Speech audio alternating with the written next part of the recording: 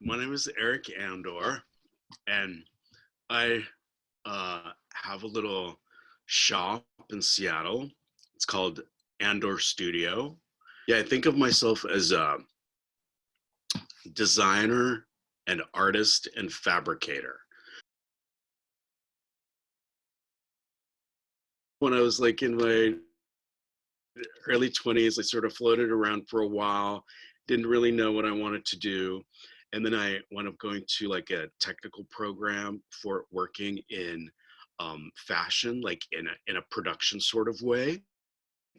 My first job in theater was working on costumes, like on garments. Somehow I heard about like millinery, and then I heard about crafts and what a crafts position was. So I did that in Seattle at the Children's Theater. It was kind of my first theater job.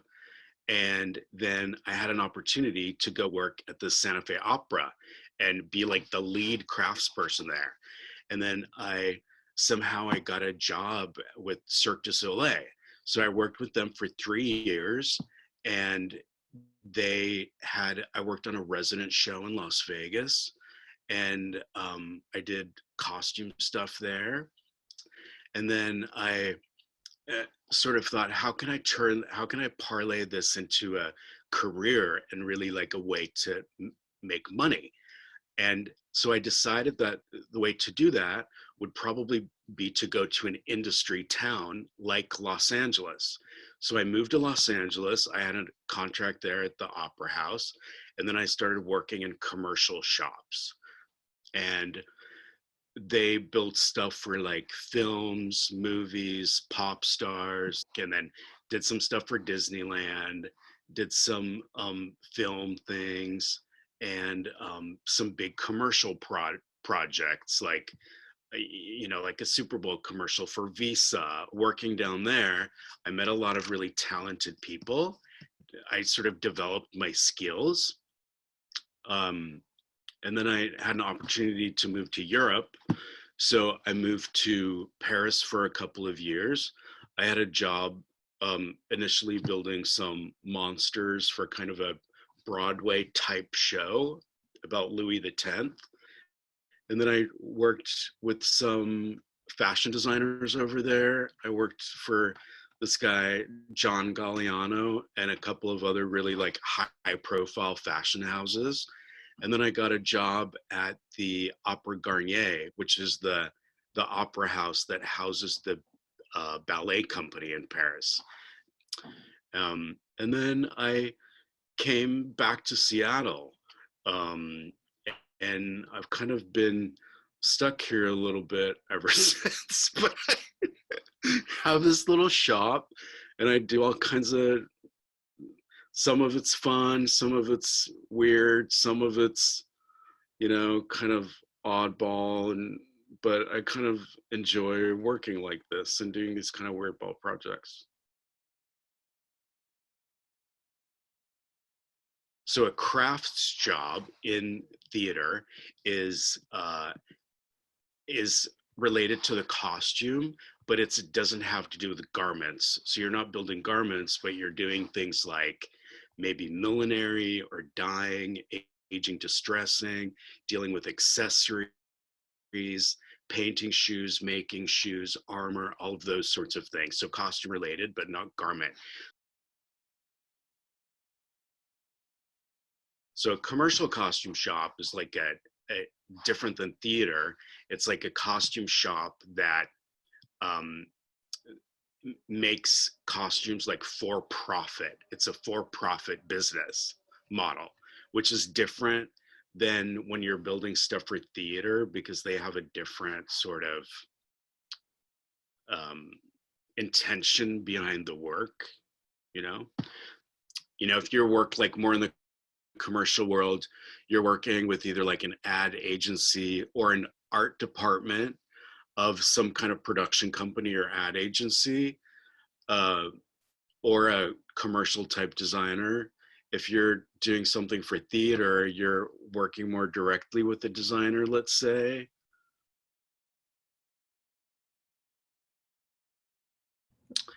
In my experience, I've done a little bit of all different kind of work related to this type of job, and I sort of like to do a little bit of everything. Um, I, I have kind of one foot in the theater world, but uh, I'm not totally in that world. And then I have another foot kind of like in the commercial world, but I don't work in that world all the time either. So I just kind of me, I sort of like a little bit of everything. Then on top of that, like I was telling you before, I have my own shop here in Seattle and I build stuff and design stuff, whatever. In order to do that and to make a living doing that, I have to have I have to do a bunch of different stuff. I can't only do one thing. But the things I maybe like the best are I'm really good at doing animals, making animals. I enjoy doing a little bit of puppet work. Um, I like to paint and and I like to age and distress stuff and do some surface treatments on fabric.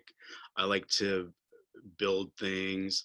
I'm really good with foam. Let's see, last year I uh, worked a lot for live events. And so I did like a soccer FIFA thing for a live event in London.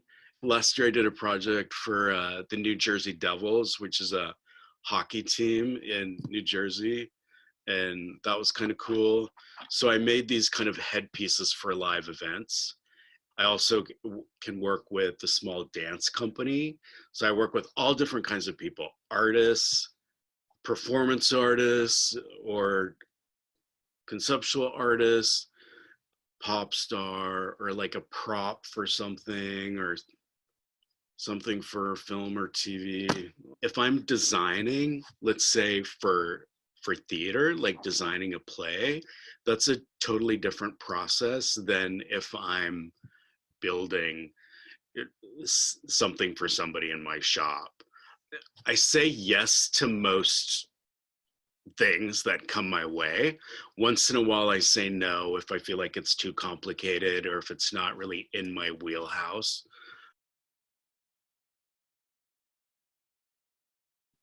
If I am building something for somebody else, like sometimes somebody can come to me and they can say, look, make this thing out of this. We just need somebody to make it. And then the they can like offer me a blueprint of what they want something to be with a very specific directive, and then I can do that. That's one type of way. Another way is if somebody comes to me and says, we want you to make this, but we don't really know what it should be exactly. And then you have to think more, you have to offer suggestions about how something can be done. Other times somebody might call me and say, oh, we'd like to have you build a goldfish. I'd be like, okay, well, can you send me a picture, or do you, what kind of a goldfish is it? Does it have to have blinking eyes? Do you want it to be big or small? Does it, have to like shimmer? Is it orange with the white belly, or, what specifically is the thing? And so sometimes people don't really know exactly what they want the thing to be. So then that becomes like more work in a way, because you have to can coax out of somebody what they want, what they're looking for. And then, sometimes somebody might say, well, we want you to build a goldfish, but we have absolutely no idea. So we want you to design the goldfish and build the goldfish. Other times, they're like, we want you to design a goldfish, but then we're going to have it built by somebody else. So then it's sort of up to me to come up with like the the aesthetic of it, what it looks like, and then give instruction to somebody else on how to make the thing. So there's all different kinds of levels of what the projects can be, and how how much involvement you have with them.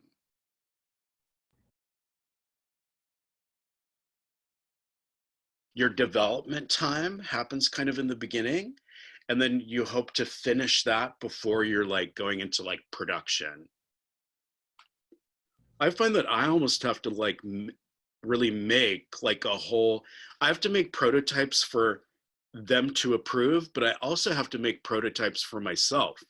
So like if you order a really specific thing from me, I almost have to make one just for myself so I know that something's going to work. Because if you wait too long and you try to figure it out when you're making the real thing, sometimes you don't have enough time, or there can be kind of mistakes that happen or whatever. Yeah, continuously learning. And it's really kind of when I'm building stuff that I don't have a lot of experience with, some techniques are really specific and you've established a way of how you like to do stuff, and other things are just problem solving. So you have to be inventive and employ techniques that are maybe intended for something else. And you just have to like figure something out. And then if you can't figure it out, like there's always a way to do something. So even if I don't know, I have to call people that are smarter than me, or call people that have experience with a certain thing. And I will do that on projects, or call people and ask what a certain kind of material is that I don't remember the name of or whatever. Yeah, so this is my little studio here, and I have a lot of stuff, so it's important for me to keep everything real organized. Uh, Typically, when I build something, I I procure enough supplies or materials for that project. I don't have a lot of like materials and supplies laying around because all of that takes up a lot of space, right? Of course, I have a little bit of stuff, but I don't keep a lot of prototypes or a lot of materials. But regardless, so I have kind of this wall of some uh, bins, uh, art supplies for sketching, um, paints. I do a lot of, like I was telling you, I work with a lot of foam, so I have all kinds of different specialty glues that I use, a lot of different kind of paints that I like. I airbrush, so I have certain kind of things I like to use. I have probably 12 different kinds of pairs of scissors, depending on if I'm what I'm cutting. um, Notebooks or Bibles, let's say, of like different projects I've worked on for archival purposes, and also just so I remember where I've purchased things, how much time something takes to do. And then I have like kind of certain kind of like research books, to do with art or materials. I have catalogs of different kind of stuff, resources. I have to track like where I'm able to find things. Some more art books up there. I have a little bit of kind of materials around left over from projects, but like I said, I try not to keep too much of that on hand because it takes up so much space. So I have a couple of sewing machines. Um, these are kind of like big industrial sewing machines, just kind of like a straight stitch. I have this guy, which is kind of a dream. This is a leather machine. I can do belts and denim and that kind of thing. So yes, I do have a fan. Part of doing this kind of work, working with chemicals, paints, all of that, you do have to think about your own safety too. And you have to make some of this kind of products that we use are unsafe and have a more like industrial type application. This some kind of stuff is like really toxic and you have to be really careful about it. So I will work outside, or I wear a respirator and gloves to protect my own health. And depending on what I'm doing, if I need a little bit of light airflow in the studio, or if I have to go work in a different space, right? Just some kind of like super typical tools that everybody that I need to use is like a heat gun and then a hot glue gun, because I use hot glue for stuff. I'm going to show you my hot glue gun. Is kind of a dream. So I really love that one. You know, it's a little bit more than you buy at a craft store. Yeah.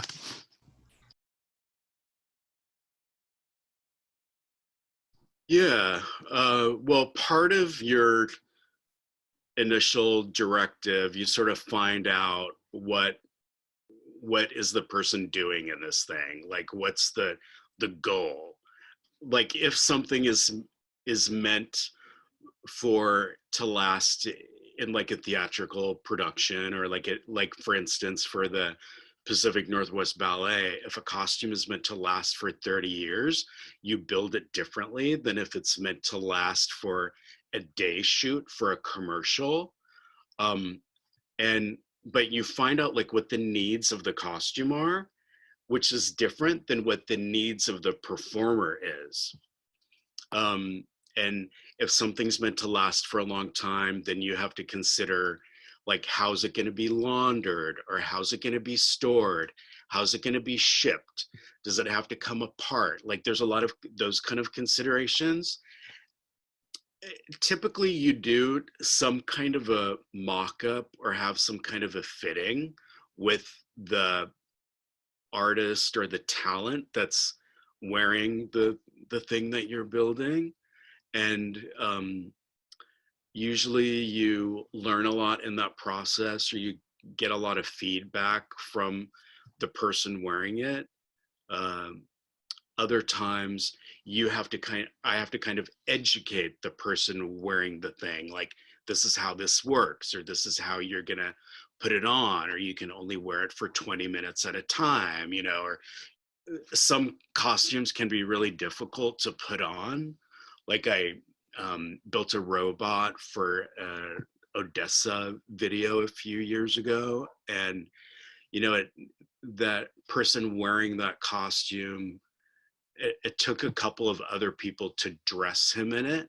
And so there's kind of like an education that goes along with the complexity of how a costume works.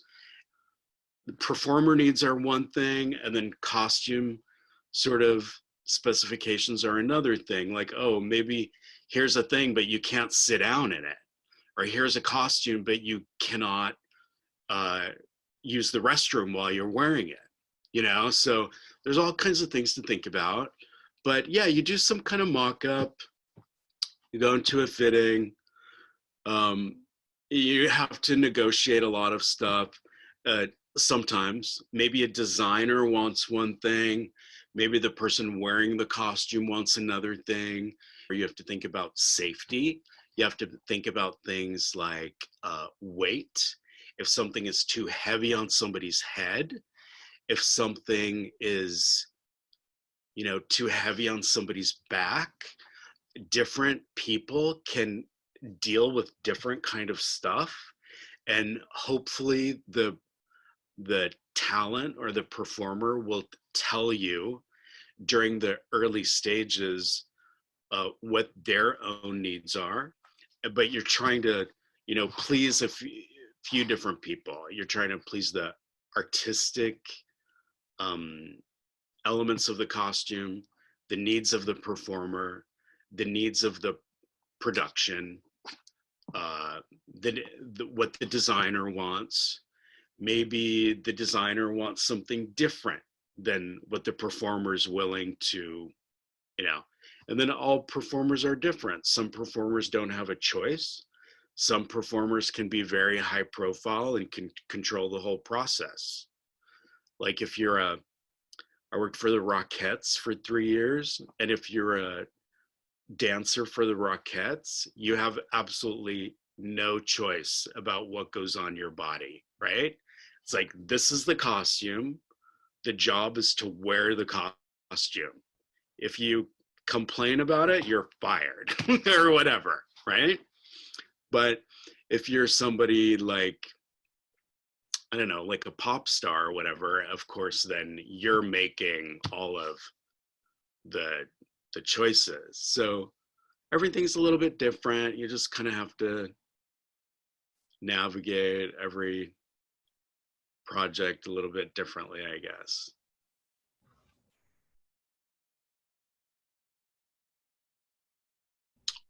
Like 4 years ago, the ballet company here in town, the Pacific Northwest Ballet, they were building a new Nutcracker. And that was a really kind of cool legacy project to be part of. It was such a big project that they couldn't do everything in house. So they hired my shop to build the mice. There were 16 mice, or 8 big mice and 8 small mice, and then the Mouse King. And the Mouse King had 7 heads. So I built like a mock-up of the head first, and then a sample of like what the body was going to look like. For the Nutcracker in particular, the designer wanted the mouse to have like a little bit more of a hump on his back. So that was, something that we had to change. The the heads, um yeah, at some point he wanted the nose to have like a little bit more of uh like a crinkle and like the bridge of the nose. So we kind of like establish what that stuff is. And so yeah, you make prototypes, and you kind of nail what the look of it is, and then you try things on the performer. So like we built this Mouse King, and he actually has a fight on stage, and he gets stabbed uh, and killed on stage. And so he dies, falls backwards, hits his head on the stage, and gets carried off the stage by other mice. So he had this really big head, and in order to keep it securely on his body, we developed this way of doing a harness to kind of like hold this big head on him, and that could survive him like falling and hitting his head on the stage. So it really had to like survive a lot of like beating. The way that we had figured out how to do this harness situation, ultimately it didn't work. So they figured something else out the following year, a couple of years later. Sometimes you don't really know everything from the get-go. Sometimes you have to try stuff, and you need like an experimentation time.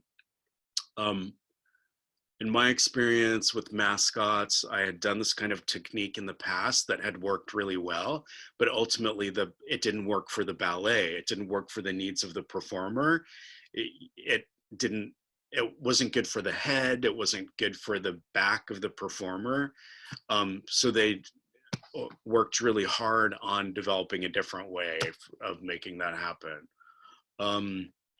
If you're making something for a commercial it only has to survive for a day, some of those things don't matter so much. So here's my like kind of research book for the mice. Kind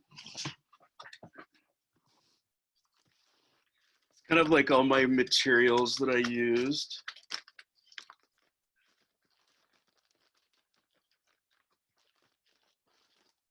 This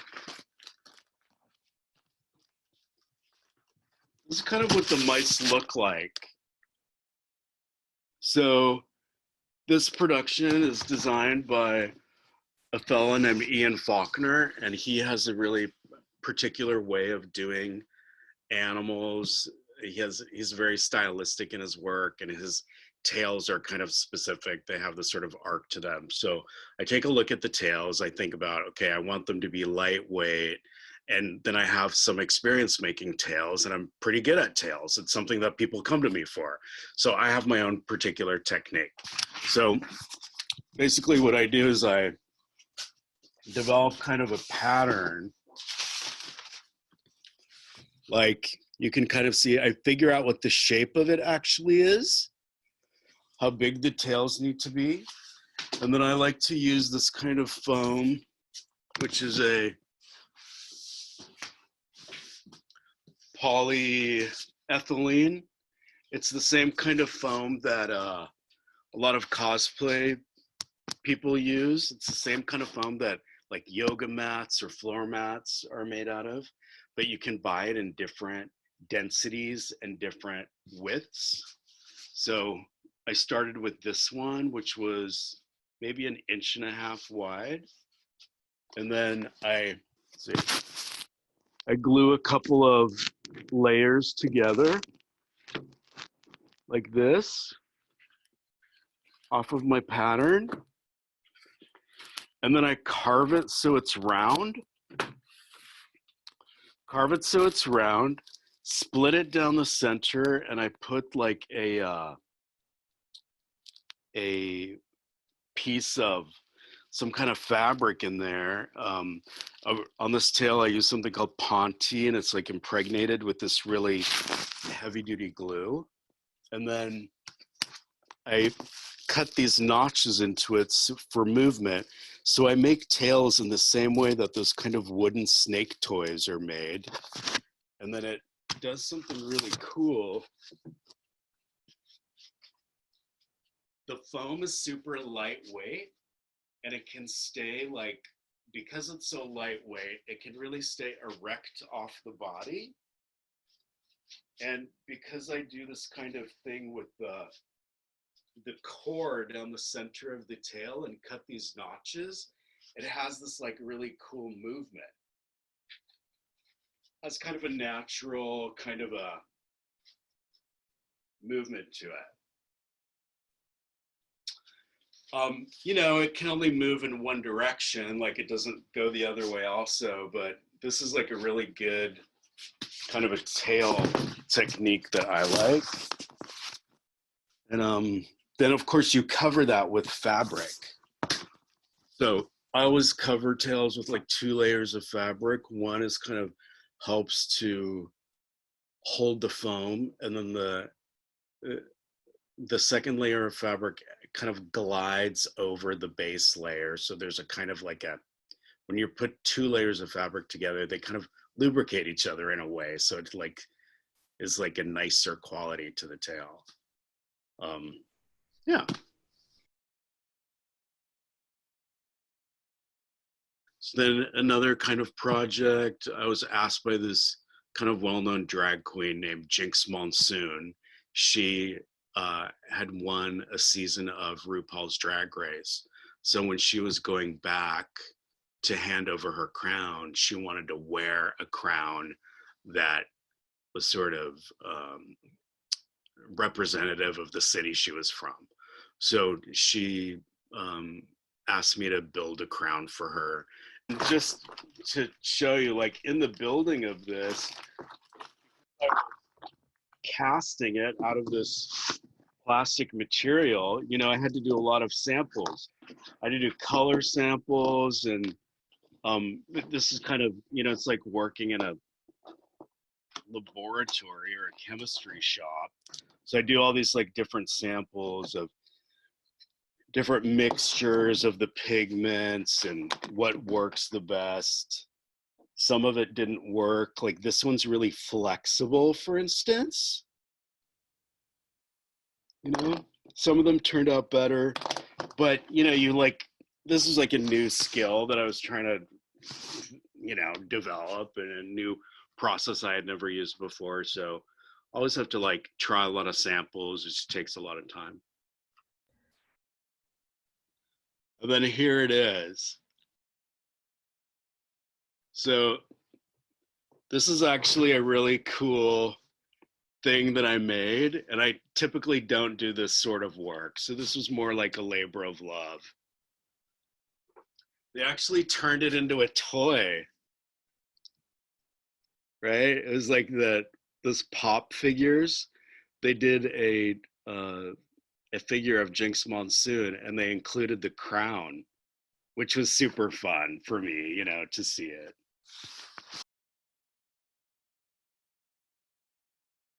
I did this bear costume for this film a few years ago called Grassroots, and it looks like this. And as I was painting sort of like the head of the bear and around the mouth, I have to do a lot of like color samples, like should it be like yellower? Should it be more gray? How am I going to paint it? First I start with like acrylic paint and airbrushing, and then I sort of figure out, oh, I can just use like a Sharpie. Or, like, sometimes solutions are really simple and sometimes they're really complicated. So when you're in that like process of doing samples and your own research, you have to have a lot of time to kind of like figure it out and work out the kinks. Sometimes you can build things in 5 minutes, and other times something you think should only take 5 minutes can take 5 days. So you never really know. It's how long something's going to take to do. This is a painting by Egon Schiele, and he was an Austrian painter, and the photographer wanted to use this image as inspiration for a portrait of this guy named Perfume Genius, this pop singer. So I was like building this costume for him. And so you can see the sleeve of his shirt is really specific. And I hand painted some fabric to look like that, which is this. I did a lot of samples, right? And then ultimately, this is the photograph of him. Turned out really well, right? So like side by side, you can kind of see like,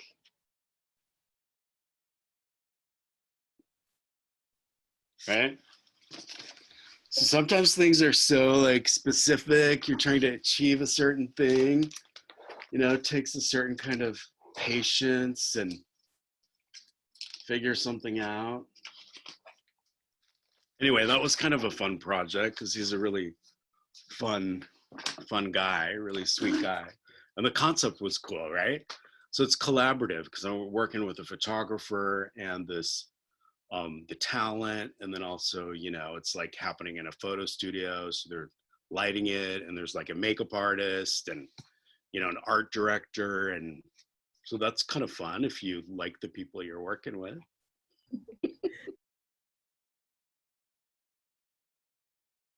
I guess there's a lot of different things you can do within this like building of costume kind of stuff. And I think it's hard to sort of know initially what interests you the most, and also like how maybe you're going to make a living doing this. Um, so I think if you just kind of stay open to figuring it out, if you really know what you want to do, if there's something very specific that interests you, then you just have to like do some research and try it and figure out how to do it.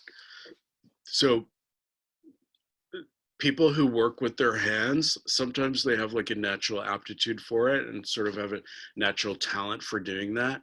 But that's something that you can develop and you can become better at. And you do that by training yourself and by building things on your own. And then I think it's wise to seek out people that you admire or respect their work and can maybe maybe do like some kind of apprenticeship or internship, or ask somebody for a informational interview can always be helpful. Um, but I think it's important to work with uh, other talented people who you respect and admire.